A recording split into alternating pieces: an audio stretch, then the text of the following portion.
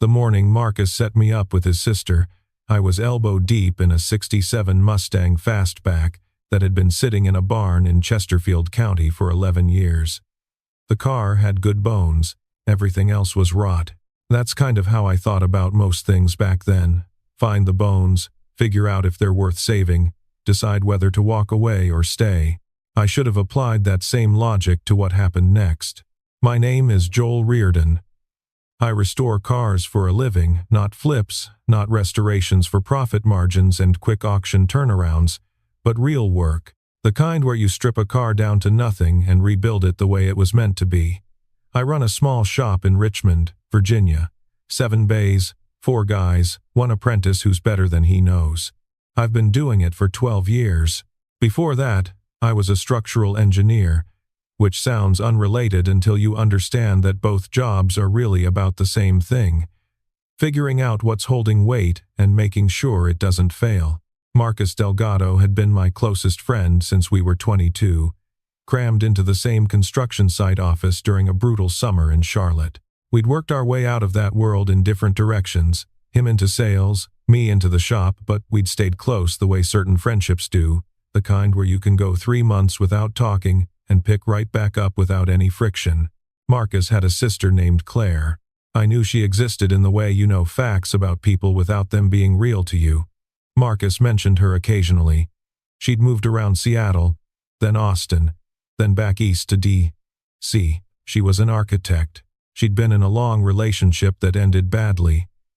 He never said more than that, and I never asked. The setup happened on a Tuesday in March, over the phone, while I was eating a sandwich at my workbench.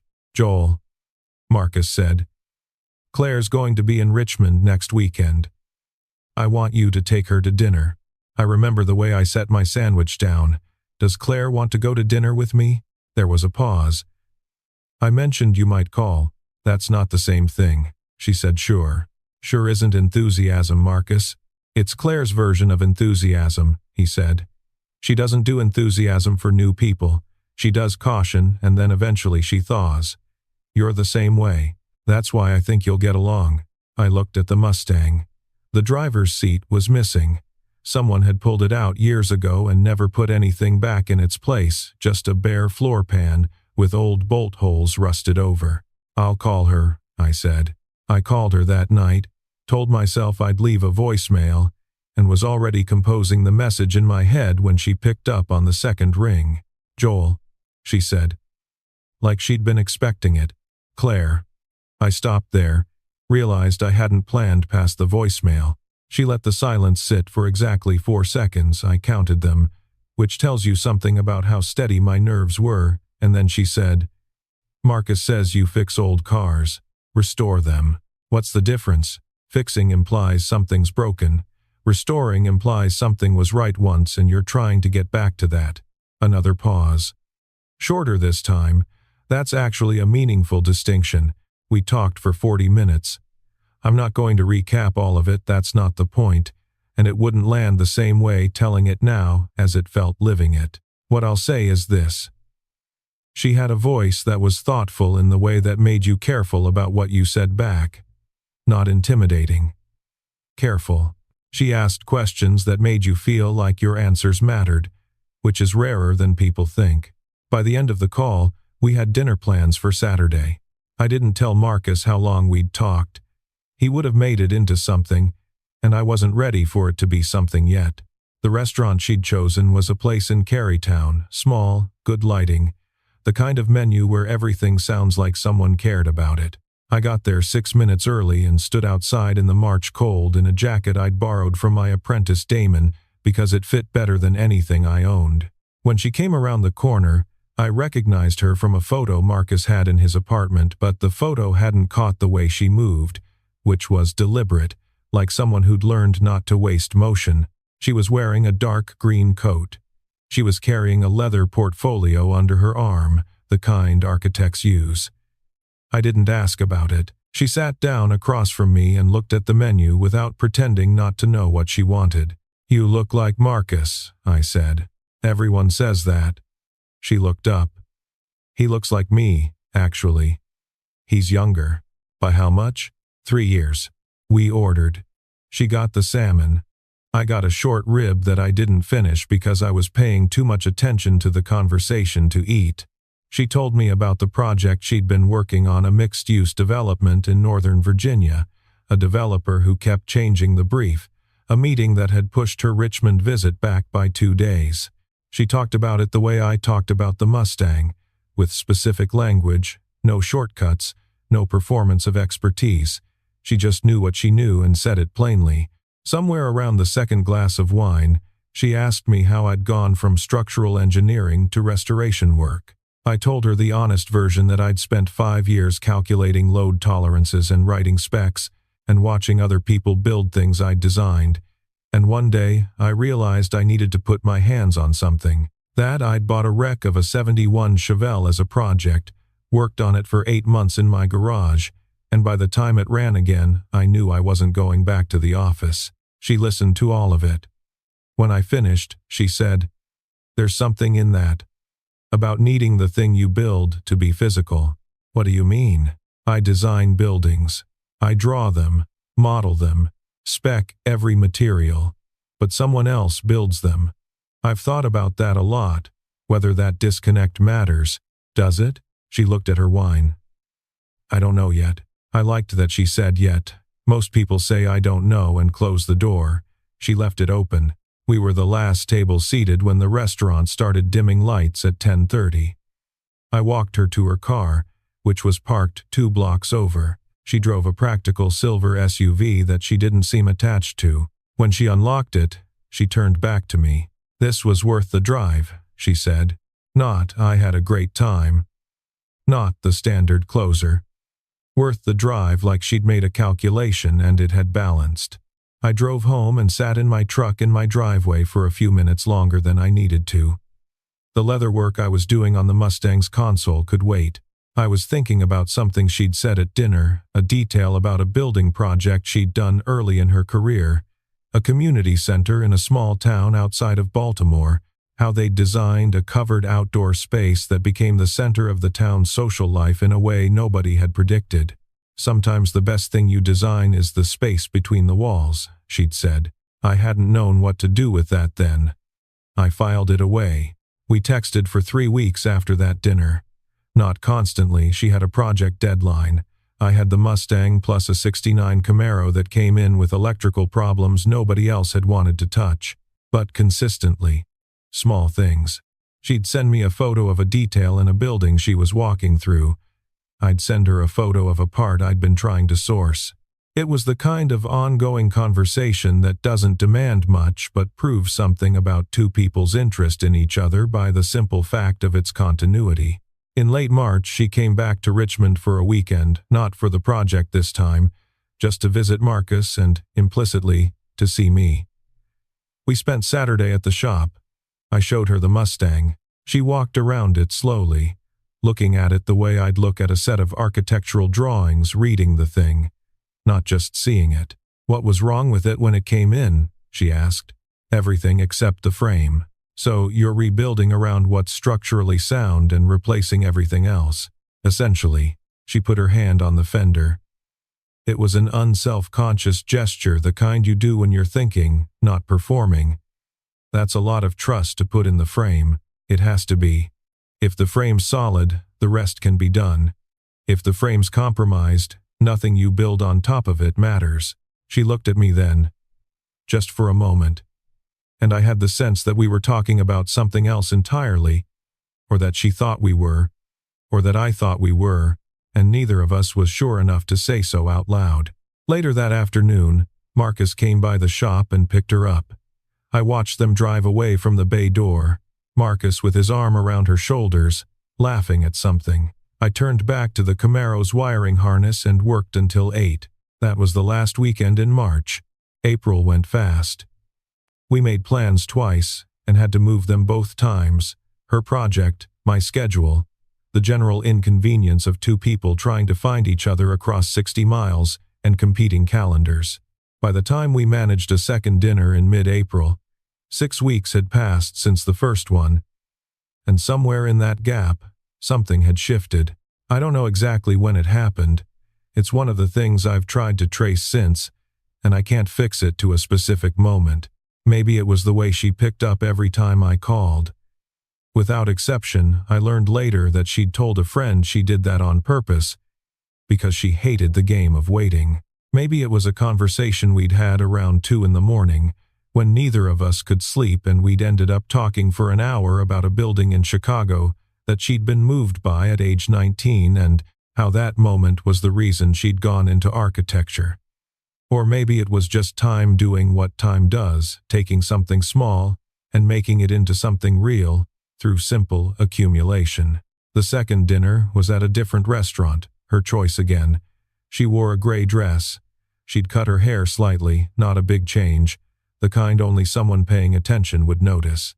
I didn't mention it until we were on our second drink, and then I said, "You cut your hair." She raised one eyebrow. 2 weeks ago. I was going to say something earlier, but you didn't. I didn't want it to sound like I'd been studying you. She smiled, then not a polite smile, a real one, the kind that went somewhere. Were you? I didn't answer. Which was an answer. The night was easy in the way that second dates are harder than first dates, and then sometimes they're easier when something has been decided between two people without being said. We stayed until 11. I walked her to her car again. This time, she didn't reach for her keys right away. "I'm coming back in 2 weeks, she said. "For the project." "Okay." I thought maybe instead of dinner, we could do something else. "What did you have in mind?" She thought about it. "I've never been to the Virginia Museum of Fine Arts. It's good. There's a piece there, a Richard Diebenkorn, that I've thought about more times than I can count." She looked at me with something that might have been surprise, recalibrated quickly. "I didn't know you knew Diebenkorn. There's probably a lot you don't know about me yet," I said. "Yet," she said, giving it back to me. Using my word. I drove home in the dark, and it was the best kind of quiet, the kind that comes after something, not the kind that comes from nothing. Marcus called me the following Thursday. I was under the Camaro, working on an exhaust mount that kept vibrating loose. My phone was on the creeper tray beside me, and when it buzzed, I almost didn't answer. But something made me roll out. "How's it going with Claire?" he said. "Good," I said. "We're going to the VMFA next week," she told me. A pause. "She likes you, Joel. I want you to know that. She doesn't say that stuff easily. I know. She's been through a rough time. The guy before it was 3 years.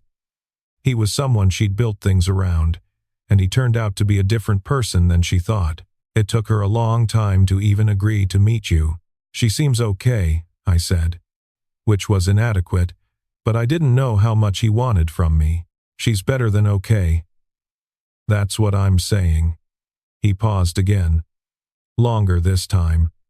I want to make sure you're serious. Marcus, I know how you are. I know you go quiet when you're processing things.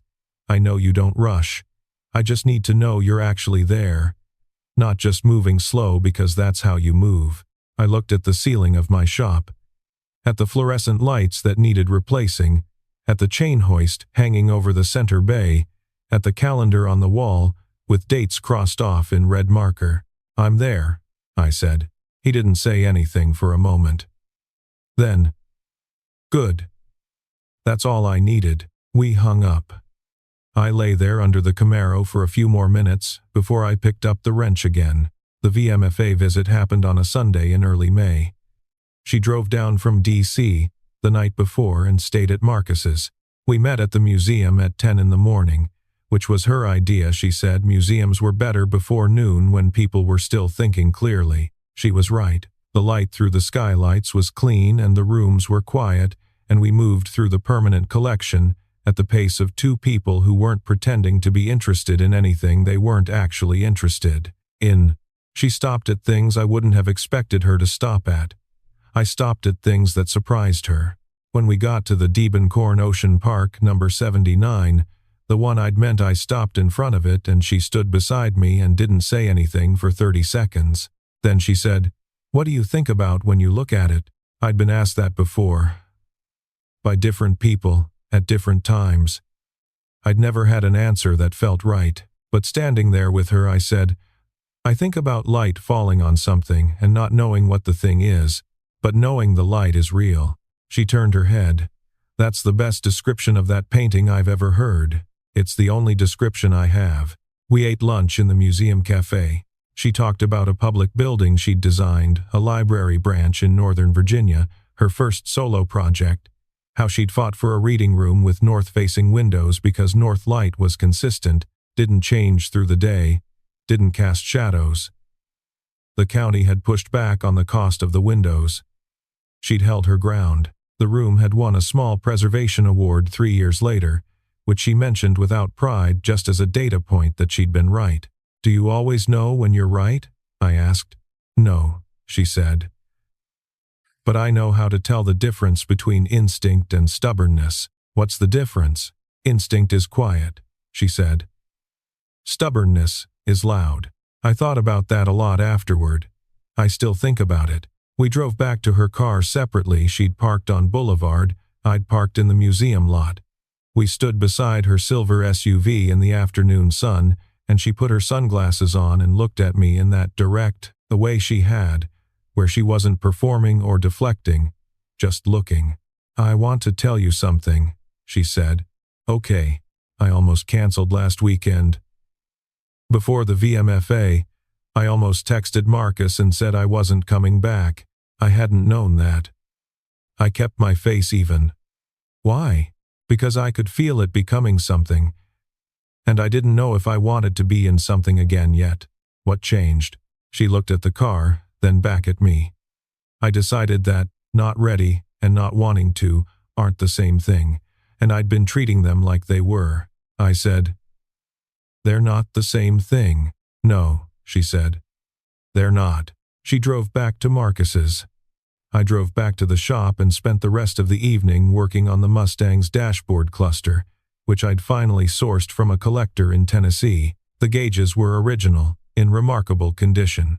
I cleaned them with a soft brush and good lighting, and thought about what she'd said about north-facing windows and how the light doesn't change. The Mustang was about 12 weeks from done. I was starting to see it the car it would become when everything false had been stripped away. It was the 3rd week of May when I first saw Diane Calloway's name on my work schedule. Our shop manager, Terry, kept the intake log, and I reviewed it most Mondays. The name meant nothing to me, a '58 Corvette, partial restoration, referred by another client. Terry had taken the call, done the intake, assigned a bay. Standard process. What I remember is looking at the name, writing a note next to it, call to confirm scope, and moving on. The Corvette came in on a Thursday. I was in Bay 4 with the Camaro when I heard Terry walk someone back. I didn't look up right away. When I did, I saw the car, first a 1958 Corvette in a blue that had once been stunning and was now faded to something sad, showing its neglect in the cloudy trim and the paint that had gone thin at the edges where the chrome met the body. Beautiful bones, bad years. Then I looked at the woman standing beside it. She was mid-40s, dressed in the way that suggested someone accustomed to being in boardrooms, a blazer, good shoes, the kind of understated jewelry that costs more than it looks. Dark hair pulled back. She was scanning the shop with the focused attention of someone assessing a situation. Her name was Diane Calloway. I knew that from the intake form. What I didn't know was that she was my boss. Let me explain that. I'd taken on some contract consulting work 6 months earlier, nothing that interfered with the shop, just occasional engineering assessments for a mid-sized infrastructure firm called Hargrove Structural. It was a short-term arrangement, maybe 15 hours a month, reviewing specs on a bridge rehabilitation project in the Shenandoah Valley. I'd been dealing almost entirely by email and phone with a project lead named Ed Kowalski. I had never met the firm's principal. The firm's principal was Diane Calloway. Terry led her toward me, doing the standard introduction. I took off my gloves. Diane Calloway extended her hand, and I shook it, and she looked at me with the recognition of someone who knows a name but not a face. "Joel Reardon," she said. "That's right. You're working with Ed on the Shenandoah project." "I am." She looked at me the way I'd looked at the Mustang on day one, assessing, categorizing. Then a small, controlled smile. "Small world," she said. "Yes, ma'am." Terry looked between us, caught the undercurrent of something she didn't have context for, and excused herself professionally. Diane Calloway walked around the Corvette. I walked with her, and we talked about the car the way professionals talk about professional things when they've just discovered an unexpected overlap in their lives carefully, with more attention than the subject required. She knew the car well. She'd inherited it from her father, had kept it stored for 11 years while she figured out what to do with it. She wanted it brought back to the way it was when he drove it. Not upgraded, not modernized, just restored to exactly what it had been. "What period?" I asked. "Summer of 1962, she said. "He drove it cross-country that summer. I want it to look like that car." I wrote notes. We agreed on a scope, a timeline, an initial estimate. By the time we were done, we'd been talking for 40 minutes and were standing in my office with 2 cups of coffee that Terry had quietly placed on the desk without either of us noticing when she'd done it. Diane Calloway looked at me over her coffee. "The shop? You," she said. "I've been reading your memos on the Shenandoah project. They're precise. I assumed you were, I don't know, an academic type. I used to be. What changed?" I gave her the short version, the one I'd given Claire, condensed. She listened with the same focused attention she gave everything, nodding twice. When I finished, she said, "That takes courage. Most people know they're in the wrong place and stay anyway. Or they leave and end up somewhere else that's also wrong," I said. "It's not always clear what the right version looks like." "No," she agreed. "It's rarely clear." She left at noon. I stood in the bay door and watched the town car she'd arrived in. She didn't drive herself, pull away from the lot and turn onto the main road.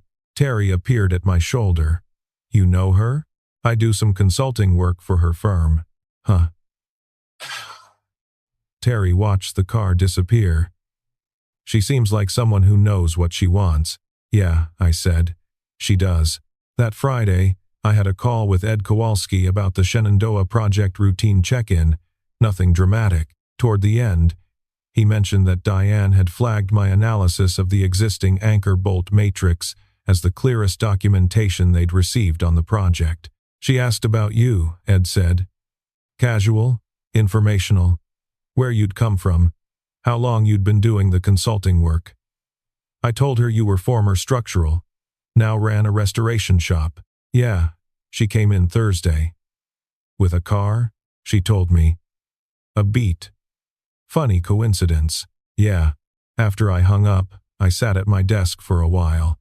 Through the window into the shop floor, I could see Damon working on the Camaro's interior, fitting the door panels back in with the careful patience that I'd spent 2 years trying to teach him. The Mustang was in the back bay, waiting. The Corvette hadn't arrived yet. We'd agreed she'd trailer it in the following week. I thought about Diane Calloway saying it takes courage. I thought about Claire saying sometimes the best thing you design is the space between the walls. I thought about Marcus saying I just need to know you're actually there. I didn't know why all 3 of those things were sitting in the same place in my mind. I filed it. Went back to work. Claire came back the 3rd weekend in May, not for the project this time, not for Marcus, just for me. She stayed at a hotel in the Fan, which she'd insisted on because she said she needed her own space to work in the evenings, and she'd been right, because Friday night she had a client call that ran until 10:30, and I was glad she hadn't been sitting in my apartment waiting on me. Saturday morning she came to the shop for the first time since March. The Mustang had changed significantly. The bodywork was done, the chassis was in the final stages, the engine was rebuilt and waiting to go in. She walked around it slowly, like she had before, reading it. "It's different," she said. 14 weeks of work. You can see where it's going now." She stopped at the front quarter panel, ran one finger along a seam that I'd spent 3 days getting right. "This line, how long did that take?" "Longer than it should have." "No," she said. "The right amount of time." She looked at me. "There's no shortcut in that seam. You can either do it right, or you can pretend." I knew she wasn't only talking about the car, and she knew I knew. That afternoon we drove out to a winery south of the city that Marcus had recommended, which turned out to be a good call, low-key, a few tables outside under old trees, a September-quality May afternoon where everything looked slightly more saturated than it should have. We sat for 3 hours and talked about everything and some things that were nothing, which is the best kind of conversation. Driving back as the sun dropped, she put her feet on the dashboard. She always did that in cars. I'd noticed, and we were quiet for a stretch of highway that felt comfortable in the way that silences between people who've made some decision about each other feel comfortable. She said, without looking at me, "I told my friend Nadine about you." "What did you say?" "I said you were careful." And that careful didn't mean slow. I thought about that. That's a good distinction. Nadine said it sounded like I was describing someone I was already in love with. She said it levelly, not as bait, not as a test. Just as a piece of information she was reporting. I kept my eyes on the road. The light was gold and long. "Are you?" She was quiet for 4 seconds. I know because I counted again, the same way I'd counted on our first phone call, which felt like a longer time ago than it was. "I think I've been in love with you since the museum," she said. I just needed to make sure the instinct was quiet. I took the next exit slower than I needed to, and pulled into a gas station lot and put the truck in park and looked at her. She was already looking at me. I'm not going to try to describe what I said next, because that part belongs to us, and anyway, it wouldn't be the same in the telling. What I'll say is, it was the first time in a long time I said something important without calculating it first, without checking the structural load, without asking whether the frame could hold it. It held. The following Monday, Diane Calloway's Corvette arrived on a flatbed trailer. Damon and I unloaded it and rolled it into Bay 2. I walked around it with my clipboard and started the condition documentation photos. Notes. A systematic account of everything that needed work and in what order. The car was in worse shape under the hood than the intake photos had suggested. The original 283 block was there, which was good, but someone had done amateur work on it sometime in the 90s. Wrong parts, wrong procedure. A carburetor replacement that had been done incorrectly and corroded over time. It was fixable. It would take longer than the original estimate. I'd have to call Diane Calloway and tell her that. I made the call that afternoon, standing in my office with the condition report in front of me. She picked up after 2 rings. I walked her through what we'd found, what it meant for the timeline and the cost. She listened without interrupting.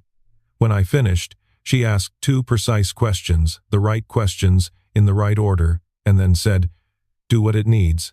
I'll adjust the budget. I'll send you a revised scope by end of week. I'll look for it." A pause. "Joel, do good work on this car." "It matters."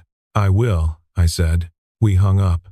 I looked at the Corvette in Bay 2, and then at the Mustang in Bay 4, and thought about restoration as a practice, about what you commit to when you take on a car like that. You're promising to give it back what it was. You're promising that the original thing was worth returning to. That promise requires you to know what the original thing was. I called Claire that evening. She was at her desk in D.C., wrapping up a drawing set. She answered on the second ring. "I need to ask you something," I said. "Ask." "When you came back that third time before the VMFA, when you almost canceled, what made you think it was becoming something?" She was quiet for a moment. "You knew how many seconds I let the silence run on the first call. I hadn't told her I'd counted them. I didn't know she'd noticed." "How did you know that?" I asked. "Because I was counting too," she said. And there it was. Not a revelation. Exactly more like finding a mark on a board that told you someone else had been measuring the same wall you'd been measuring. 2 people running the same calculation, separately, arriving at the same number. I sat with that for a long time after we hung up. I should have stayed in that feeling. I should have let it just be what it was, 2 people who'd found something real, carefully, which is the only way anything real gets found. But the next morning I pulled into the shop lot and saw a car I didn't recognize parked in the space beside Terry's pickup. A black Mercedes. Late model. The kind of car that's chosen to not draw attention to itself, which is its own kind of attention. I went inside. Terry was at the front desk with the look she got when something had happened that she wasn't sure how to categorize. She opened her mouth to say something, and before she could, I looked through the window into the shop floor and saw Diane Calloway standing in Bay 2 next to the Corvette, which would have been unremarkable, except she wasn't alone. She was with a man I'd never seen, 50s, dressed well, the posture of someone who didn't often stand in garages. He had his hand on the Corvette's roof, which bothered me in the habitual way of any shop owner who's protective about their clients' cars. Then Diane turned toward the window, saw me, and said something to the man that I couldn't hear through the glass. The man turned. I looked at his face. And right at that moment, Terry said, "Joel." She brought someone, she said but I wasn't listening to Terry anymore. I was looking at the man standing next to Diane Calloway in my shop, and my brain was doing the quiet, cold calculation of someone running the structural assessment on a frame they'd assumed was solid, because I recognized him. Not from here, not from anything related to Diane Calloway, or Hargrove Structural, or any car that had ever come through my bays. I recognized him from a different context entirely, and the context made no sense, and the part of me that had spent 12 years learning to read the difference between a frame that's solid and one that's compromised felt something shift in my chest that wasn't fear. Exactly. It was the sound of a load-bearing calculation going wrong. I want to be precise about what I saw, because the way I describe it matters. The man standing next to Diane Calloway in Bay 2 of my shop was named Richard Holt. I knew him because 3 years earlier, Richard Holt had sat across a conference table from me in a law office in Charlotte, North Carolina, with a look on his face that I can only describe as the look of someone who knows they've done something and has decided not to know it anymore. He was the man who'd cost my former engineering firm its biggest infrastructure contract. Let me back up. Before the shop, before Richmond, before I'd stripped my first car down to bare metal and rebuilt it into something worth driving, I spent 5 years at a structural engineering consultancy called Reed Partners in Charlotte. Mid-sized firm, good reputation, the kind of place where the work was serious and the people were serious, and the politics were something you managed, the way you managed everything else in a professional environment, carefully, without letting it touch the actual work. In the fall of that last year, Reed Partners was competing for a major bridge rehabilitation contract in Gaston County, the kind of project that would have set the firm up for a decade. We were the frontrunner. Our proposal was solid. I'd been part of the team that built it, and I knew how good it was.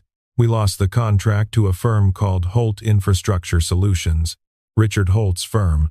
The circumstances of that loss became a subject of considerable internal discussion after the award was announced, and then slightly less internal discussion when it came out that 2 members of the county procurement committee had personal financial relationships with entities connected to Holt Infrastructure.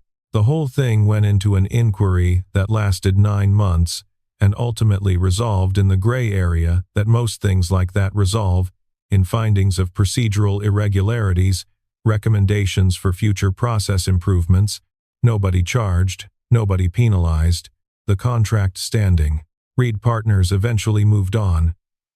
I eventually left for the shop, but you don't forget the specifics of a thing like that. Especially when you'd been close enough to it to understand exactly what had happened and exactly why nothing could be proven. Richard Holt had been at that meeting, the one in the law office, because Reed Partners had consulted legal counsel about whether to formally contest the award. Holt had been there as a precaution, his attorney said. He'd sat across the table with that look, and he'd said almost nothing, and his lawyers had done the talking, and then the meeting had ended, and I'd driven back to Charlotte, and 2 months later I'd handed in my notice. Now he was standing in my shop, next to Diane Calloway, touching her dead father's Corvette. I walked in from the reception area. I kept my pace normal. Diane turned when she heard me cross the threshold. She was wearing a different blazer than last week, same quality of shoes. She had the look of someone who'd arrived slightly ahead of schedule and was comfortable with that. "Joel," she said. I hope you don't mind. I wanted to show Richard the car before the work starts.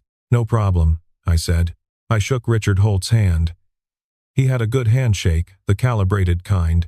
Not too firm, not too soft. His eyes were the pale blue of someone who'd spent decades being assessed and had learned to give nothing away through them. Richard Holt, he said. Joel Reardon. Nothing in his face changed. Not a flicker. If he recognized my name, it didn't show. I kept my face the same. You do good work here, he said, looking around the shop. His gaze moved over the Mustang in Bay 4, then back. I have a '63 Corvette Stingray I've been thinking about. Been sitting in climate storage for 4 years. Maybe we talk about that sometime. Anytime? I said. Diane looked between us with the neutral attention she gave most things. Richard's been a supporter of my firm for a few years, she said. An investor, actually. He's been interested in the Shenandoah project. That landed differently than she intended it to. An investor in Hargrove Structural. Diane's infrastructure firm was now interested in a bridge rehabilitation project that I was providing engineering consulting for. I filed that carefully. We walked through the Corvette's condition together, the three of us. I gave them the same rundown I'd given Diane on the phone the day before. The original block, the amateur carburetor work from the 90s, the timeline adjustment, the revised cost structure. Diane asked the same precise questions. Richard Holt asked 2 of his own, one about resale value after restoration, which was a strange question given that Diane had told me she wasn't selling it, and one about the timeline in relation to some event in October that he didn't specify. I noted both questions without commenting on them. They left after 40 minutes.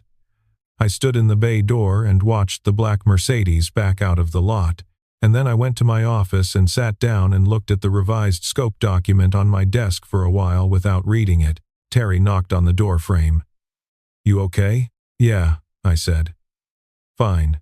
She had the look of someone who understood that fine was a placeholder and not an answer, but she also understood my shop and the way I moved through things, so she left it alone. I called Ed Kowalski that afternoon, not about the Shenandoah project specifically, just a check-in. At the end I said, casually, I met Richard Holt today. He came in with Diane. Ed was quiet for a moment.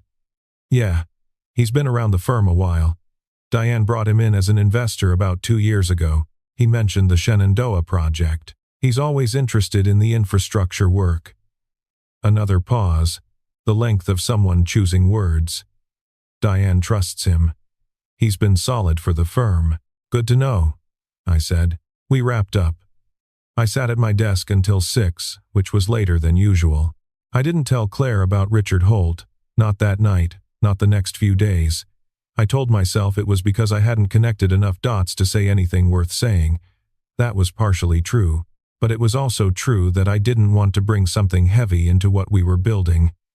When what we were building still felt new enough to be handled with care, that was a mistake. I know that now. Not a fatal one, but a mistake. You don't protect something by keeping relevant information out of it. That's not protection, that's a different kind of structural flaw, the kind that doesn't show up until weight is applied. June came in hot. The Mustang went into its final phase, engine in, exhaust fitted. The interior work that Damon was handling with a precision I'd started to genuinely admire. 3 weeks out from finished, the Corvette work started in earnest. We'd pulled the original block for a full rebuild. It was sound, but needed extensive cleaning and recalibration. The carburetor situation was worse than the photos had suggested, which was rarely a surprise and always annoying. I ordered the correct, period-accurate replacement from a supplier in Ohio who specialized in pre-64 GM components. Claire and I had fallen into a rhythm. She came down to Richmond most weekends, not everyone, but most. She kept her hotel in the Fan, which I'd given up arguing about, and we'd worked out a version of togetherness that had its own geometry. Friday evenings at the shop, or wherever I was, Saturday as the day that belonged to us, Sunday mornings together and Sunday afternoons that she used for work and I used for the same. It was a good rhythm. It had the quality of something that had been designed correctly, not forced into a shape, but allowed to find one. She was in the middle of a difficult phase on the Northern Virginia project. The developer had changed the building's program for the third time, which meant significant rework on the structural drawings, which meant pressure on her and her team that she carried with the focused stoicism of someone who'd learned that complaints don't advance a problem. I watched her work sometimes on Saturday evenings, from across the room, and what I saw was a person who brought the same attention to a drawing set that I brought to a frame-full presence. No shortcuts. One Saturday evening in mid-June, she looked up from her laptop and caught me watching. "You have a look," she said. "What look?" "Like you're calculating something." "I'm always calculating something. About me, I mean." I thought about how to answer that. "I'm thinking about how you work," I said. "The way you approach a problem. You don't simplify it to make it manageable. You hold the whole complexity until the clarity comes." She closed the laptop. "That's the most accurate thing anyone's ever said about how I think. It's how I work too. Just on different materials." She was quiet for a moment. Then, "I don't think we're the same," I said. "I think we're compatible." "Which is different and better." She nodded slowly. "Better," she agreed. Like she'd been waiting for someone to make that distinction for a long time. It was the second week of June when I found the first thing I shouldn't have found. Not found, stumbled into. There's a difference. Finding implies looking. I wasn't looking. I was doing my job. The Shenandoah project required me to review the existing load distribution data on a 1940s-era bridge that Hargrove Structural was proposing to rehabilitate a real piece of infrastructure, carrying real traffic, with real consequences if the engineering was wrong. I'd been working from files that Ed sent me. My job was to review the existing condition assessments and validate the proposed remediation approach against current standards. In the batch of files Ed sent me in the second week of June, there was a document that wasn't part of the standard package. It was a procurement timeline internal to Hargrove, not intended for me, that had been attached to the wrong email thread. These things happen. I almost closed it. What made me stop was the name in the fourth line of the document, Holt Infrastructure Solutions. Holt Infrastructure Solutions was listed as a preferred subcontractor on the Shenandoah project, specifically on the concrete remediation portion of the work, which was the highest value component of the overall rehabilitation. The procurement timeline showed a selection process that had concluded before the competitive bidding window had opened. I read the document twice, then I closed it and sat at my desk and looked at the shop floor for a while. The Mustang was in Bay 4. Damon was fitting the seat brackets. The light through the high windows was the long horizontal light of a June evening that goes on longer than it has any right to. I thought about what I knew and what I didn't know. About the difference between a data point and a pattern, and what it takes to be sure before you say anything. Here is what I knew. Richard Holt had been part of a procurement irregularity in Charlotte that had cost my former firm a major contract. He was now an investor in Hargrove Structural. He was listed as a preferred subcontractor on the Shenandoah project under circumstances that, from the document I'd accidentally received, appeared to precede a fair competitive process. Here is what I didn't know. Whether Hargrove Structural knew the history, whether the procurement process had additional elements I wasn't seeing, whether this was what it looked like or something else entirely. I forwarded the document to my own email. Then I called Ed. "Ed," I said when he picked up, "you sent me a file by mistake." A pause, short but not nothing. "Yeah. Sorry, wrong attachment. Ignore that one." "Okay," I said. "Everything else look good?" Working through it. We hung up. I sat with the forwarded document in my inbox and didn't open it again that night. But I didn't delete it either. Marcus called that weekend. Not about Claire, about a football game, his fantasy league, something he wanted to get my opinion on before the Sunday draft. Normal call. We talked for 20 minutes. At the end, he said, "You seem distracted. Just tired. Busy week. Everything good with Claire?" "Everything's good with Claire," She told Nadine you said something to her at the winery that she's been thinking about ever since. I hadn't known she'd told Nadine that. I felt something warm move through my chest that I didn't have a word for. She tell Nadine what I said? She said it was private. Good, I said. Marcus laughed. You know, I knew this was going to work. I told Diane. He stopped. Fast. The way someone stops when they've said something they didn't mean to say yet. I kept my voice level. You told Diane? She's a friend of mine. I know her through some networking stuff. We got to talking about you one night, and she mentioned she'd met you through the shop. He was moving quickly through it, the way you do when you've let something slip and you're trying to manage the landing. I didn't tell her anything private. I just said you and Claire were seeing each other. I thought about that. Marcus, knowing Diane Calloway. Diane Calloway, whose investor was Richard Holt. The connective tissue of it. How long have you known her? I said. Couple of years. She's in some of the same business circles. She's good people, Joel. Why? Just trying to understand the geometry, I said. The geometry? He sounded confused. It's not complicated. She brought her car to you because I told her about the shop. She might have actually suggested it before. I thought to mention it. I can't remember now. It's all connected. That's Richmond for you. Yeah, I said. That's Richmond. We hung up. I went to the shop and worked on the Corvette until 10 that night, not because it needed those hours but because I needed something to do with my hands while my mind ran the load calculation on everything I'd assembled. Claire came down the following Friday. She brought takeout from a place in D.C. that she knew I liked.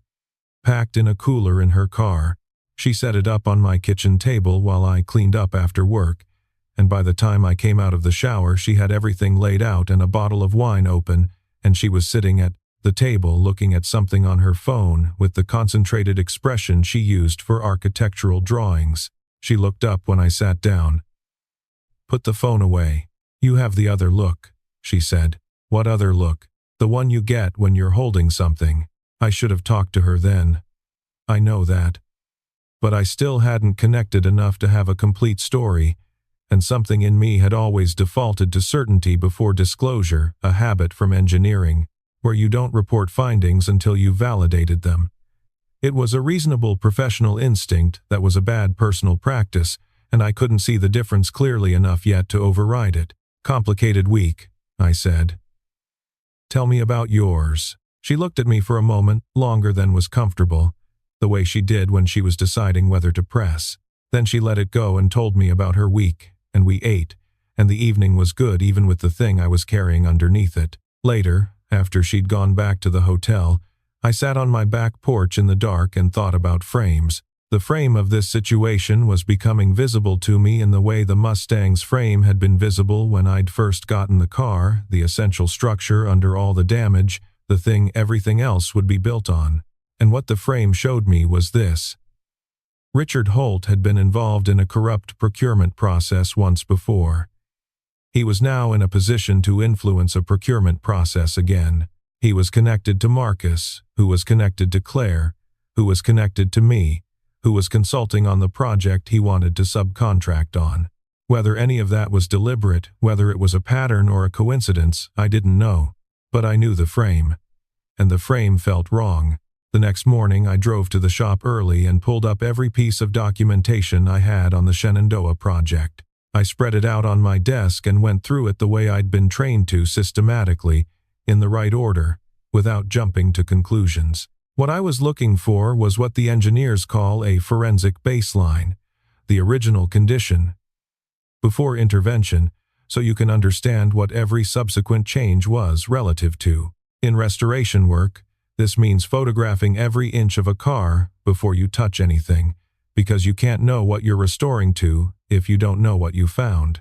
What I found, in 3 hours of careful review, was a second document I hadn't noticed before. It was in a folder of background materials Ed had sent me in January, before I'd met Diane Calloway or known anything about Richard Holt's involvement. It was a traffic study routine, the kind of document you file and move past. But attached to the traffic study was a sub-report on previous maintenance history, and in that report was a reference to a 2019 inspection contracted to Holt Infrastructure Solutions. Richard Holt's firm had previously inspected this bridge, the same bridge he was now bidding to subcontract on. That wasn't illegal on its face. Firms do prior inspection work and subsequent rehabilitation work on the same structure all the time, as long as it's disclosed and the conflicts are managed properly. I went looking for the disclosure documentation. I didn't find it. I spent another hour looking. I went through every document Ed had ever sent me, every file in the project folder, every attachment in the email thread going back to January. No disclosure, no conflict of interest documentation, no record that the 2019 inspection relationship had been flagged to the client county or managed in any formal way. I sat back in my chair. Through the window I could see the Corvette in Bay 2. The block was out, on a stand in the corner, being cleaned and assessed by my best mechanic, a man named Ray who'd been with me 8 years and hadn't made a serious mistake in 6. Ray worked with the focus of someone who understood that the thing he was cleaning was real and mattered to real people. I picked up my phone and called a number I hadn't called in 3 years, a woman named Gwen Arbor, who had been Reed Partners' lead attorney during the Charlotte inquiry and who now ran her own practice in Raleigh focused on infrastructure procurement. She picked up, remembered me immediately, asked how I was. I told her I needed to ask her something, off the record, just to understand whether what I was looking at was what I thought it was. I described the situation without naming names. She was quiet for a moment. Then, if what you're describing is accurate, prior contractual relationship, undisclosed, and the same entity is now positioned to receive subcontract work, that's a material conflict. Depending on how the bid was structured, it could constitute fraud on the procurement. Even if the primary contractor is a private firm, depends on the funding source. Is there federal money in this project? I looked at the file. FHWA grants, I said. 70% of project funding. Then yes, Gwen said. That's federal procurement law. The disclosure requirements are mandatory, not optional. I thanked her. We agreed to talk again if I needed to. I hung up and sat with the silence of the shop on a Saturday morning, before the crew came in, when everything was still, and the cars were just cars, and the light came through the high windows at the angle that made even the damaged things look almost ready. I didn't go to Claire's hotel that afternoon.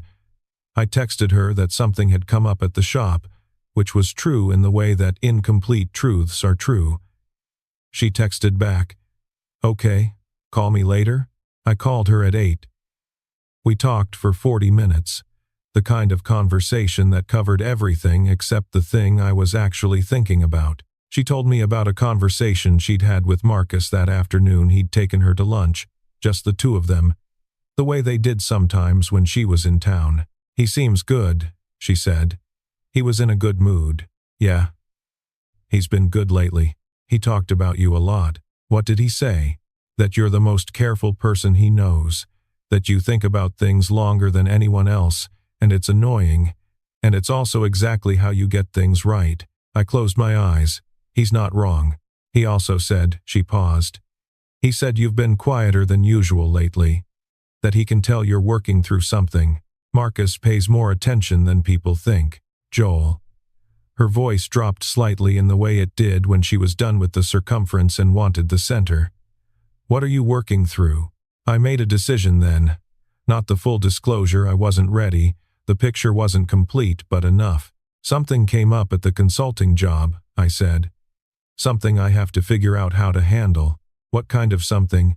The kind where the right thing and the easy thing aren't the same thing. A pause. Are they ever? Sometimes, I said. Sometimes you get lucky and they line up. This isn't one of those times. She was quiet for a moment. Then, is there anything I can do? Not yet, I said. But I'm glad you asked. She said, I'm here when there is, and I believed her. That's the thing. I believed her completely, in the way you believe something that has earned it, not because you want to, but because every available data point confirms it. I had no doubt about Claire. What I had doubt about was the geometry she was embedded in. and whether it was going to hold when the weight came down. The weight came down on a Tuesday in late June. I was in the shop at noon when Terry came to find me in Bay 4. Her face had the expression it got when something had happened that required my presence rather than my attention. "Diane Calloway's here," she said. "She doesn't have an appointment. Send her back." Diane came into the shop wearing the same focused expression she always wore, but underneath it, something else, a tension in the way she held her shoulders, the kind of tension that comes from carrying something you haven't decided how to put down yet. She looked at the Corvette in Bay 2. The block was back and we'd finished the rebuild 2 days earlier, ahead of schedule. "It's coming along," she said. "Should be done before the timeline I gave you." "Good." She looked at me. "I need to talk to you about something, not about the car." "Okay." "About the Shenandoah project." I kept my face even. "What about it?" "Ed told me he sent you some documents by mistake a few weeks ago, that you called him about it. A procurement timeline." "I mentioned it to him," he said. "Ignore it." She looked at me for a long moment with the look of someone who is deciding, in real time, how much to say and to whom. I recognized it because I'd been wearing the same look for 2 weeks. "Richard Holt is interested in the Shenandoah subcontract," she said. "He's been an important investor for my firm. He's also," she stopped, started again, "he's someone I've had a personal relationship with for the last 18 months. I didn't react. "Okay. I'm telling you because Ed mentioned that you seemed cautious on the phone when his name came up, and because you're the outside engineering reviewer on this project, and I need to know that the reviewer isn't," she chose the word carefully, "conflicted." "Why would I be conflicted?" She looked at me directly. "Because Richard told me last night that he believes he met you before. In Charlotte. 3 years ago. There it was," I said. "He has a good memory." "He does," she said. "He also told me that there was some kind of dispute over a contract, that your former firm lost a bid to his." She paused. "He framed it as a competitive situation, a fair competition." I looked at the Corvette, at the block that Ray had rebuilt with care, the original 283, the right engine for the right car, restored to what it had actually been instead of what was convenient. "Is that how you'd characterize it?" Diane asked. "No," I said. She was very still. "Tell me." So I told her. Not everything. I didn't have everything yet, but what I knew from Charlotte. The procurement committee relationships. The inquiry. The outcome. I watched her face while I talked, and what I saw was a person absorbing information that had been structured to be kept from her, doing the math in real time, and not liking what the math was showing. When I finished, she was quiet for a long moment. "Why didn't you say something when you met him here?" she said. "Because I didn't have enough to say anything worth saying. I needed to understand what I was looking at. And now?" I went to my desk and pulled the folder I'd been building for 2 weeks. Not the procurement timeline. I hadn't printed that, but the 2019 inspection report, the sub-report with the prior contract reference, and the notes I'd made from my conversation with Gwen Arbor. I put the folder on the work table between us. "There's a prior contractual relationship between Holt Infrastructure and the Shenandoah Bridge that isn't disclosed anywhere in the project documentation," I said. 70% of the funding is federal. Under FHWA regulations, that prior relationship required disclosure before bidding. Diane looked at the folder. She didn't pick it up right away. "I need you to look at me," she said. I looked at her. "Is this opinion, or is this documentation?" "Documentation," I said. "I can show you the source files." She picked up the folder then. Opened it. Read through it with the focused attention she gave everything, not skimming. Reading. It took 6 minutes. I stood and waited. When she put it down, her face was very controlled in the way of someone who has decided not to feel what they're currently feeling until they're somewhere appropriate to feel it. "I brought Richard into this firm," she said. "It wasn't quite a statement and wasn't quite a question, I know. And Marcus Delgado introduced me to you." That was the first time she'd connected those two facts in front of me. I watched her connect them. "Does Marcus know anything about this?" she said. "No," I said. I'm certain of that. But you and Marcus are close friends, yes. She was putting it together now.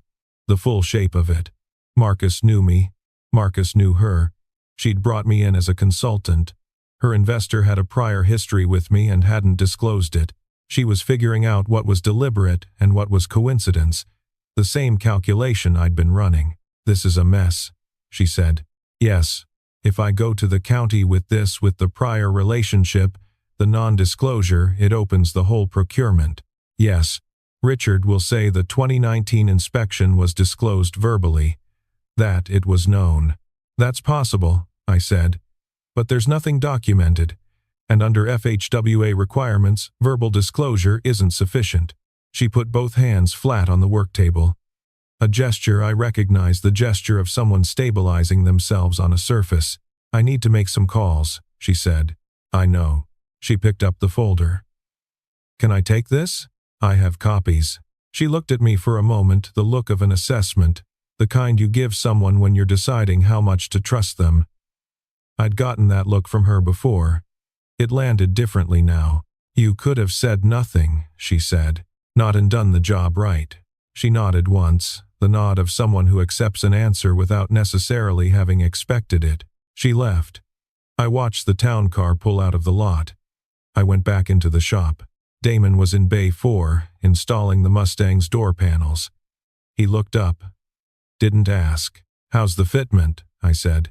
Driver's side is perfect. Passenger side has about a millimeter of gap I want to close before I call it done. Good, I said. Close it. He nodded and went back to work. I called Claire that night. I told her everything, all of it.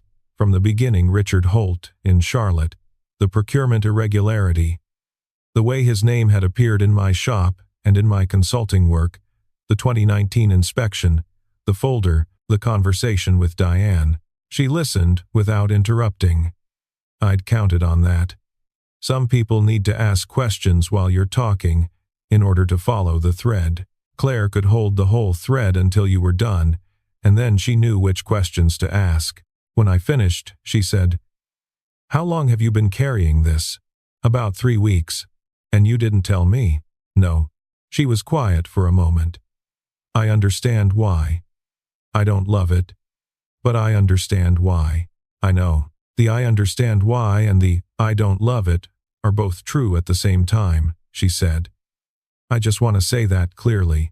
I know, I said again. They should both be true. Another pause. Then, does Marcus know? Not yet, I'll tell him.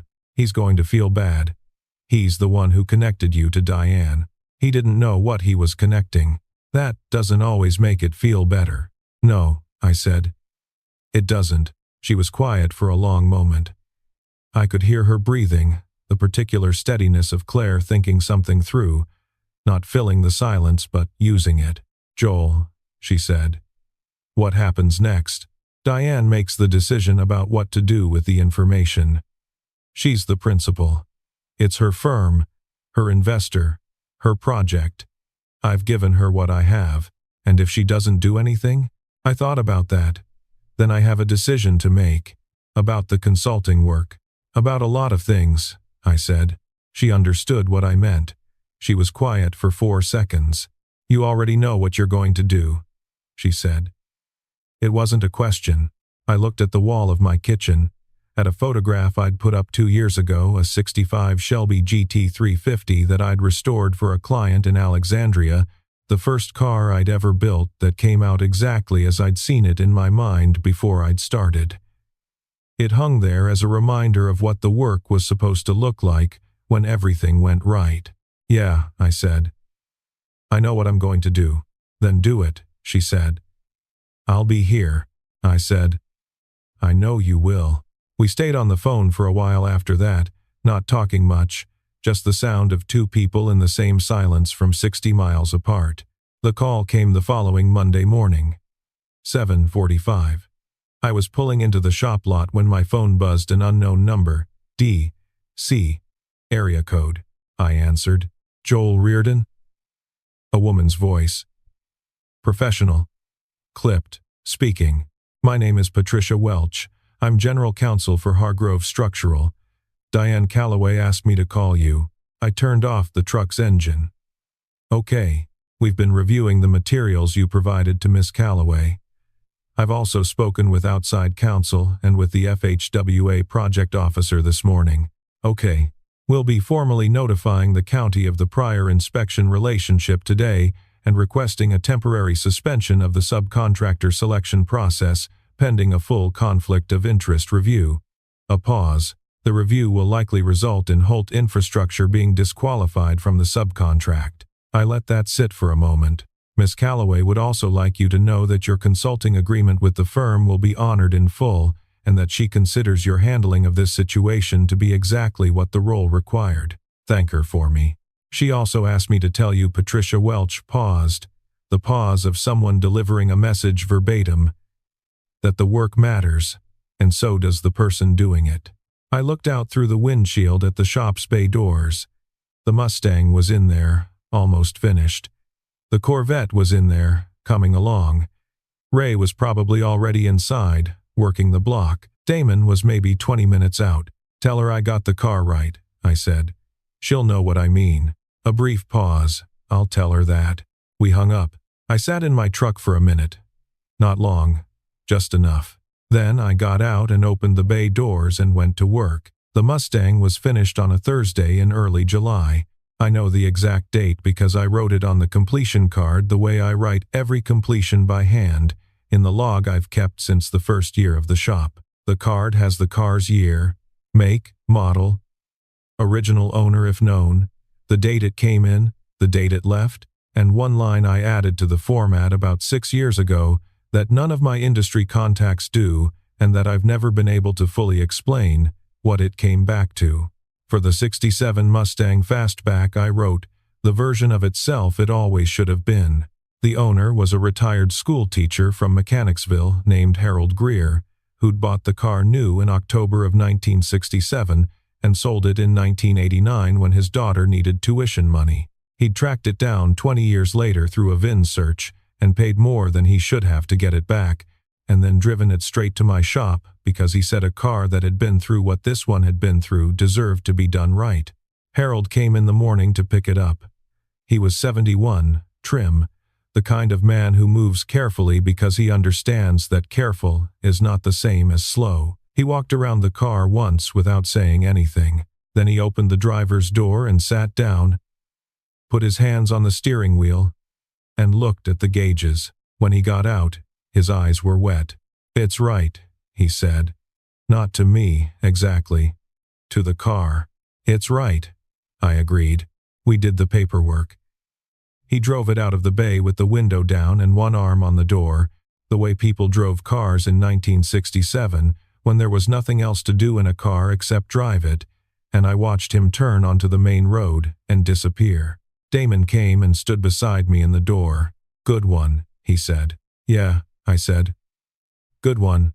I told Marcus that Saturday. He came to the shop in the morning, which he did occasionally when he was between things and restless. He brought coffee, which he always did, and sat on the stool by my workbench, which is where he always sat, and for the first 20 minutes we talked about other things, a trip he was thinking about taking, a work situation that was frustrating him in the low-grade way that professional frustrations usually are. Then I told him about Richard Holt in Charlotte. I told him about the shop, the Corvette, Diane's investor, the procurement documents, the prior inspection, Gwen Arbor's assessment. I told him about the call from Patricia Welch. I told him I'd talked to Claire. He listened the way Marcus listens when something is serious, completely still, which is unusual for him, because Marcus is a person who moves while he thinks. When I finished, he was quiet for a long time. "How long?" he said. "About a month from when I first saw his name in the project files." He absorbed that. "And you didn't say anything to me?" "No, because I didn't know how deep the connections went," I said. "And I didn't want to say something to you that might get back to Diane before I understood what I was looking at." He looked at the floor. I watched him work through it, the sequence of things, the way they connected. Marcus in networking circles, Marcus knowing Diane, Diane mentioning him to Richard Holt. Richard Holt's history with me. Was I used? He said. Low, careful. I don't think you were a target, I said. I think you were a connection that already existed, and someone saw the convenience of it. That's still being used. Yeah, I said. It is. He was quiet again. The shop was quiet around us. It was a Saturday, no crew, just the two of us in a building full of cars in various states of coming back to life. I introduced you to Diane, he said. I vouched for you. And she was involved with a man who… He stopped, shook his head. Does she know that her investor steered her to someone who had history with him? I don't think she knew. She found out when I told her. How is she handling it? I said. She's thorough. She's not someone who falls apart. No, Marcus said. She's not. He looked at his coffee. What happens to her firm depends on how the review goes. If the disclosure irregularity was confined to Holt, and Hargrove's internal processes are otherwise clean, they should be okay. They self-reported. That matters. He nodded. Then, after a moment, and Holt? He'll be disqualified from the Shenandoah subcontract. The county may refer the prior inspection relationship to the FHWA Inspector General. What happens after that, I let it land. Probably looks like what happened in Charlotte. Process findings. Recommendations. No guarantees. Marcus looked up at me. That doesn't feel like enough. No, I said. It doesn't. He stood up, which is what Marcus does when he's finished sitting with something and needs to be upright. He walked to the bay door and looked out at the lot. Then he turned around. You should have told me sooner, he said. I mean that. Not because I would have, I understand why you didn't. But I want you to know. You can tell me the hard things. I know, I said. Do you? I thought about it honestly. I'm working on it. He accepted that. He left around noon, and I watched his car go the same direction Harold Greer's Mustang had gone that morning, and I sat with the contrast of it, one thing completed, one thing still unresolved, and the particular way that everything in a life occupies the same moment even when it shouldn't. The following Tuesday, Richard Holt came to my shop alone. No town car. He drove himself. A different car than before, a dark gray sedan, understated. He arrived at 2 in the afternoon, when Terry was at lunch and Damon and Ray were in Bay 1 with a Pontiac GTO restoration that had come in the week before. He walked to the open bay door and stood there, and I saw him before he said anything. I came out of the office. He was wearing a sport coat, no tie. He looked like someone who had made a decision about how this conversation was going to go and had dressed for it. You have a few minutes, he said. I have a few minutes. We walked to the far end of the shop, away from where Damon and Ray were working. I didn't offer him a seat. He didn't ask for one. He looked at the Corvette in Bay 2. The work was deep into the interior now. The door panels were off, the dashboard stripped, everything cleaned and assessed before anything was rebuilt. Diane told me what you gave her, he said. I figured she would. You want to tell me your version of what happened in Charlotte? My version is what happened, I said. He looked at me with those pale blue eyes that gave nothing away. 2 committee members had relationships with an entity that had done work for my firm. That's not the same as a corrupt procurement. The inquiry found otherwise. The inquiry found procedural irregularities. There was no finding of criminal conduct, no charges, no penalties. There rarely are, I said. He absorbed that without flinching. He was very good at receiving things without flinching. You've held on to that for 3 years. I haven't thought about it much, I said, until your name showed up in my project files. And then you went looking. Then I found what was there to find. He was quiet for a moment. He looked at the Corvette again, at the work in progress, the careful, systematized dismantling that would lead back to something whole. This is Diane's father's car, he said.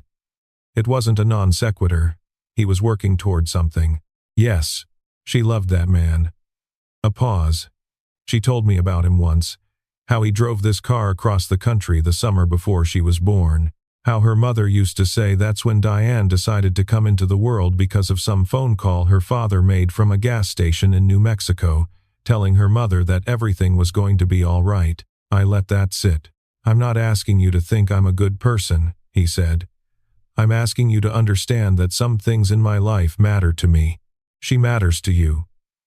I said, yes, and the Shenandoah contract matters to you. He didn't answer immediately. Which was an answer. The prior inspection relationship should have been disclosed, he said. Finally, the first thing he'd said that wasn't a defense of something. Yes, I said. It should have been. That was an oversight. Maybe, I said. Or it was a judgment that it wouldn't come up. He looked at me directly.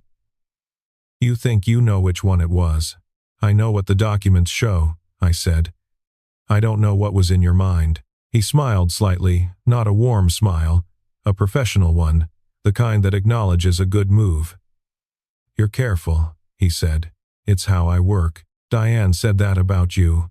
He looked at the shop around him, the bays, the cars, the tools hung with precision on the wall racks.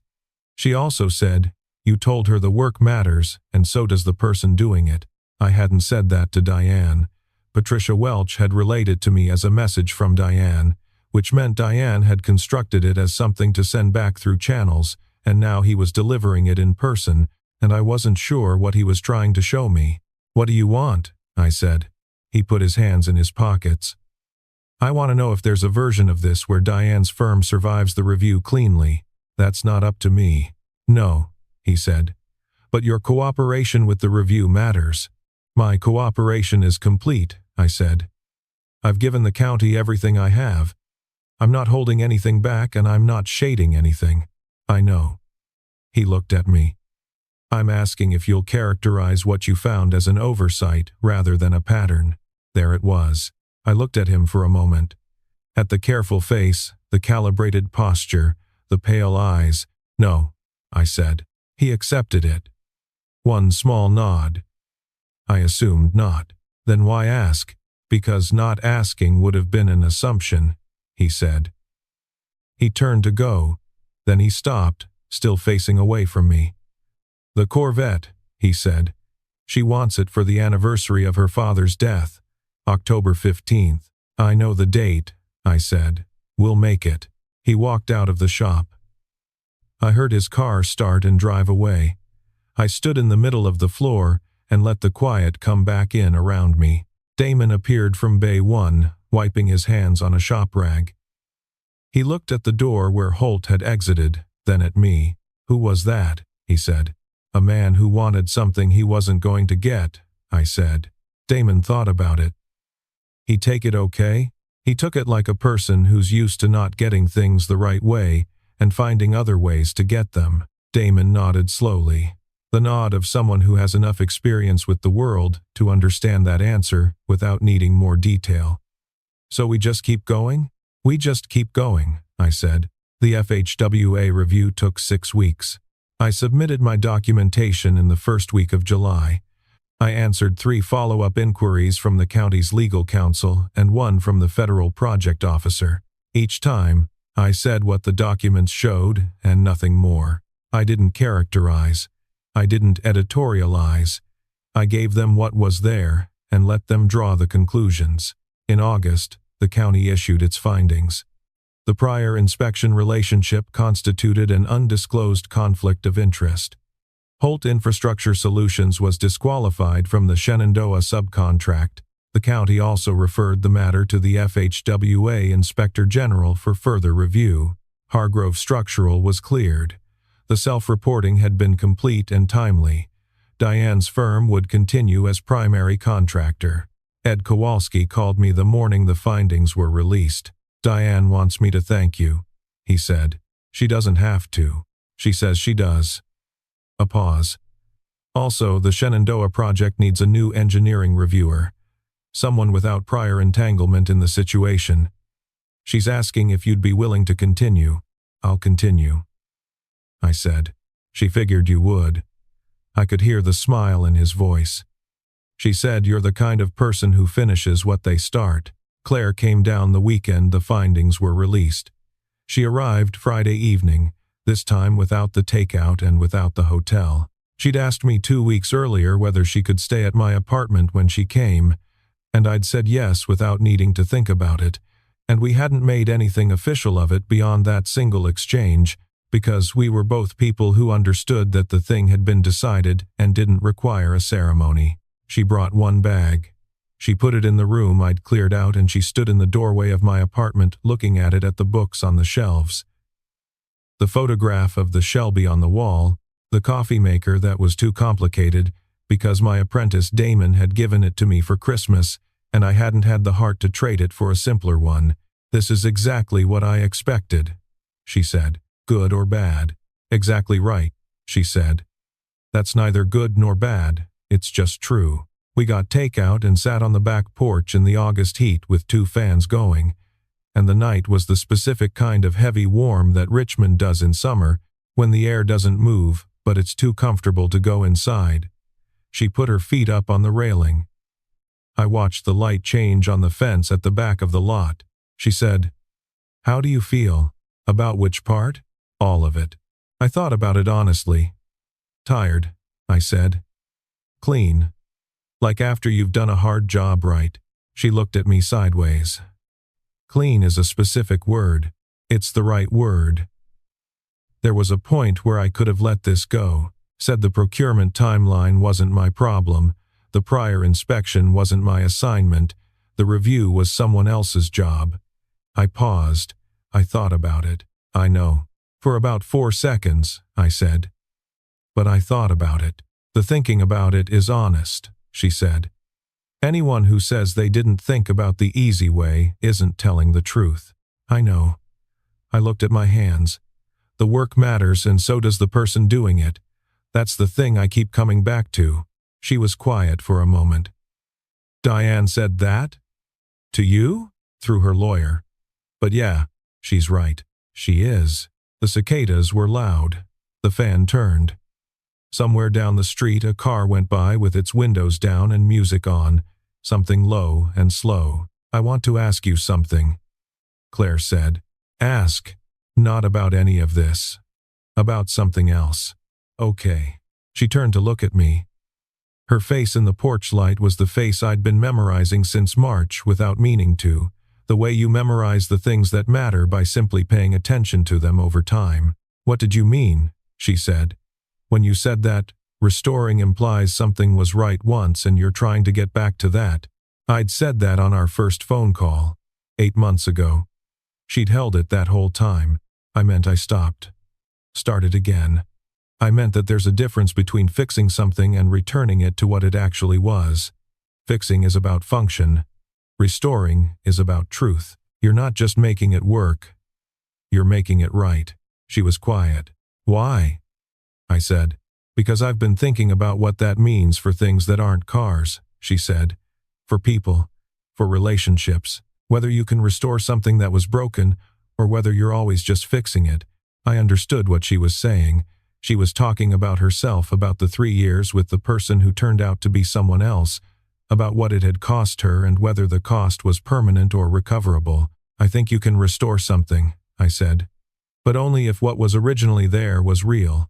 If what you're trying to get back to was actually right, not just comfortable, not just familiar but structurally right. Then yes, you can restore it."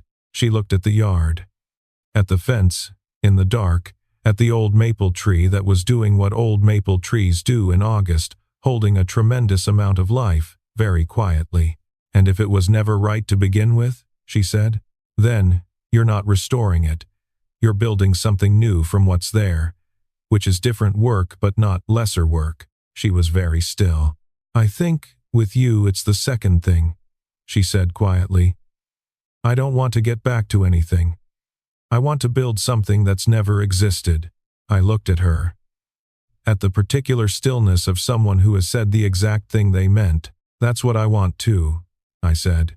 She nodded once. She looked back at the yard. I looked back at the yard, and we sat in that for a while, not filling it, not rushing through it, just letting the space between the walls be what it was. The Corvette was finished on the 14th of October. 1 day ahead of schedule.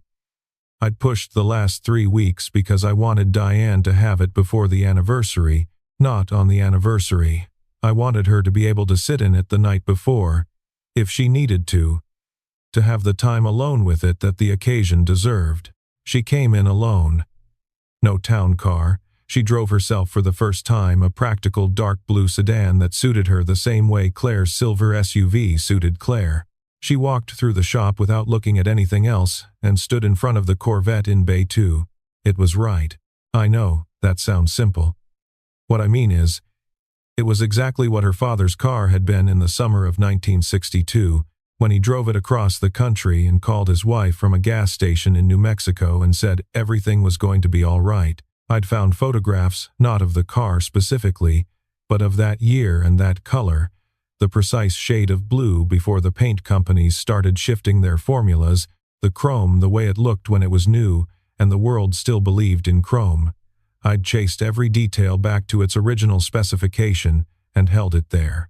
Diane walked around it once, slowly. She put her hand on the fender the same unself-conscious way Claire had put her hand on the Mustang fender in March, thinking, not performing. She looked at me. My father would know this car, she said. Yes, I said. He would. She was quiet for a moment. Richard told me about the conversation you had. After the review, I figured he would. He said you were fair. I was honest, I said. Whether that's fair depends on your point of view. Something moved across her face, a slight adjustment, like a recalibration. He and I, she stopped. We're not, it's complicated. But I want you to know I understand what you did and what it cost. It didn't cost me much, I said. It cost you the easy version of this situation, she said. That's not nothing. I thought about that. No, I said. It's not nothing. She looked at the car one more time. At the blue that was exactly right.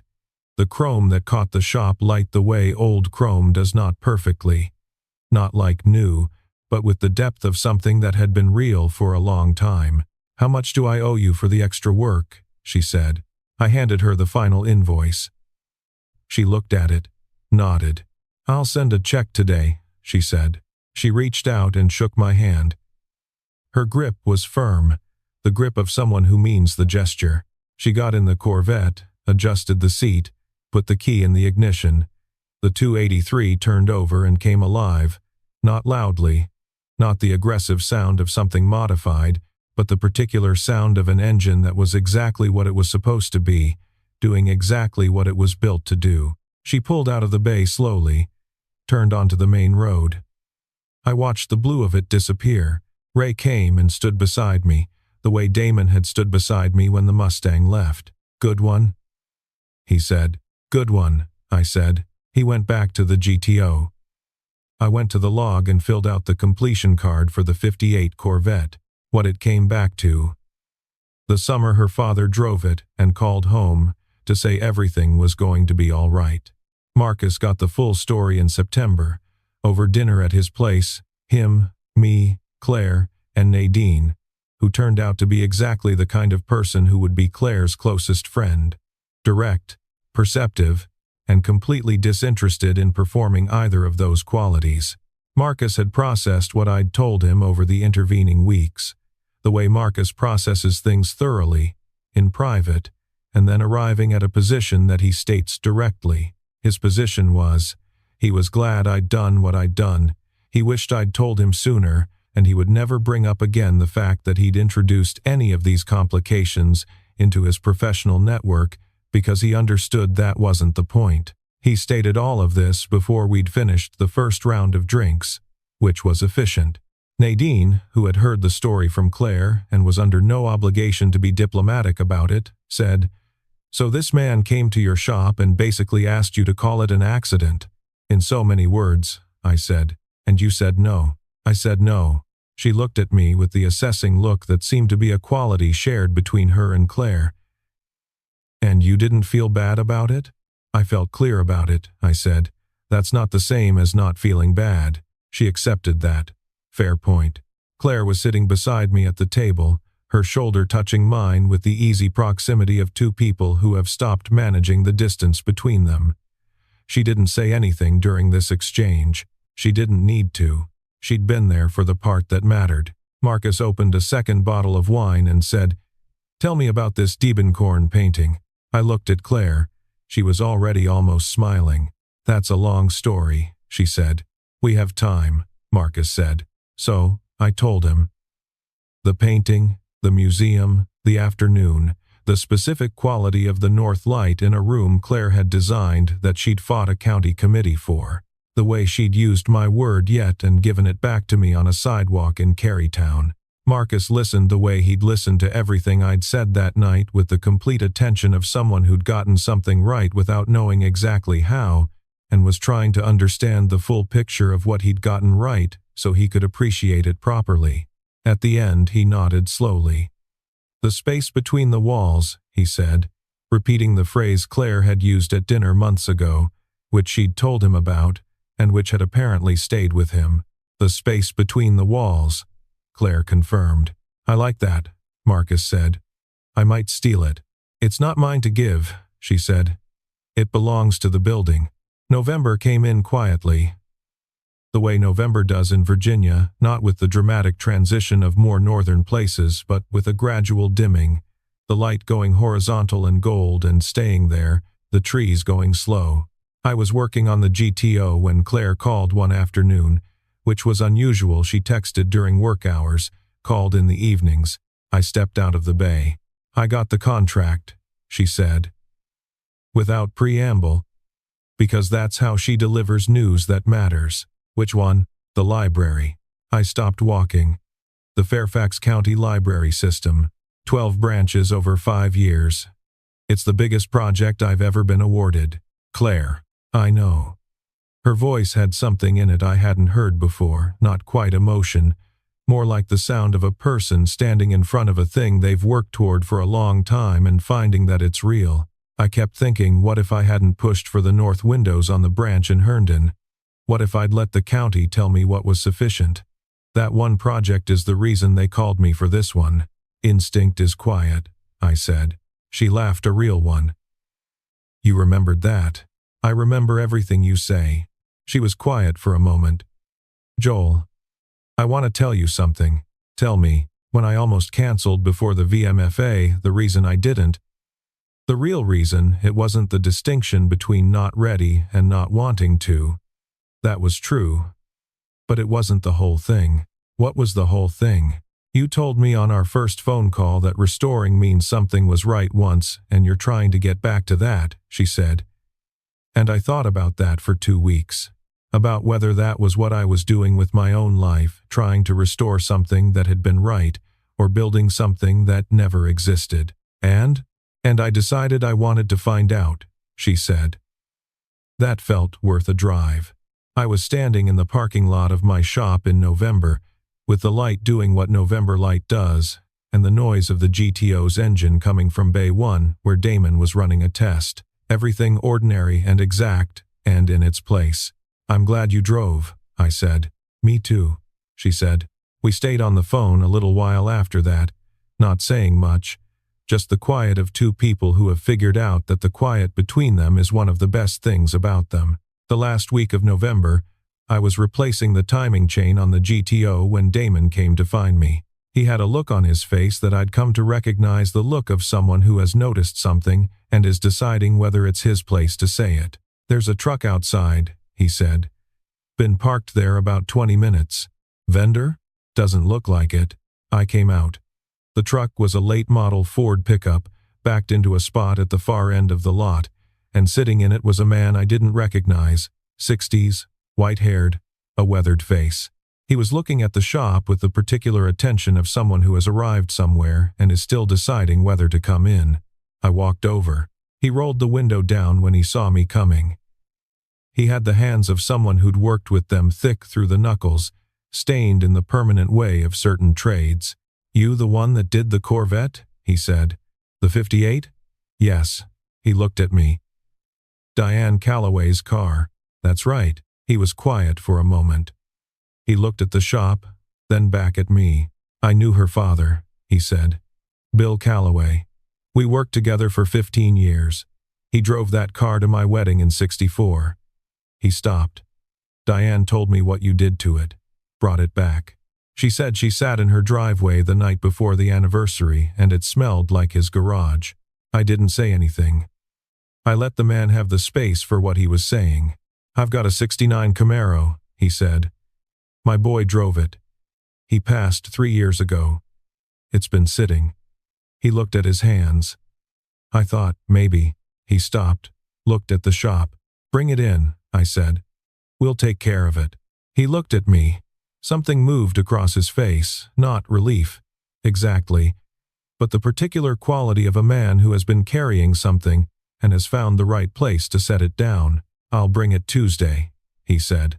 We'll be here, I said. He rolled the window up and pulled out of the lot. I watched him go. Then I turned around and walked back into the shop, past the bay where the GTO was coming together, past the empty bay where the Mustang and the Corvette had been, to the office where the log sat open on my desk. I turned to a new page. I wrote the date at the top. Below it, I wrote, '69 Camaro, coming Tuesday. I put the pen down and looked at the shop through the window at Damon on the GTO, at Ray sorting components at the back bench, at the afternoon light coming through the high windows at the angle that made everything look like it had been there always and would be there still. This is the work. Not the individual cars, though the cars are real and they matter, and the people attached to them are real and they matter. The work is the sustained practice of taking something damaged and finding its original integrity and returning it, carefully, without shortcuts, to what it actually was. I have been doing this for 12 years. I will be doing it, in some form, for as long as I can hold a wrench and read a frame. Some things are worth keeping. That's not sentiment, it's a structural assessment. And when something is worth keeping, you don't paint over it. You strip every false layer until you find the real thing underneath, and then you hold it there, and you build from that. Everything else follows. If there's one thing I've learned from 12 years of restoration work, it's that the car never lies. You can misread it, I have, more than once, but the car itself doesn't have the capacity for deception. Whatever it is, it shows you.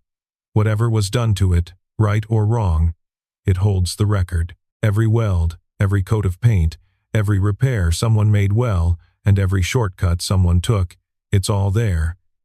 In the metal, if you know how to look. People aren't cars, I know that. People are more complicated and less honest with themselves and more capable of choosing who they are in any given moment. But I've come to believe the principle holds. If you look carefully enough, and honestly enough, the real thing is findable.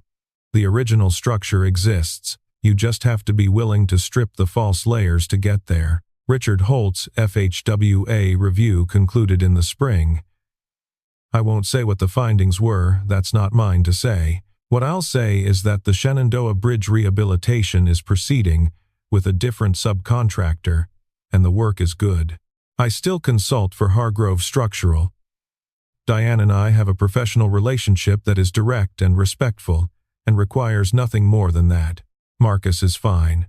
He's the kind of person who forgives quickly because he understands that most people are doing the best reading they can with the information they have, and he extends that generosity without losing the ability to be accurate about the times when someone is choosing badly with full information.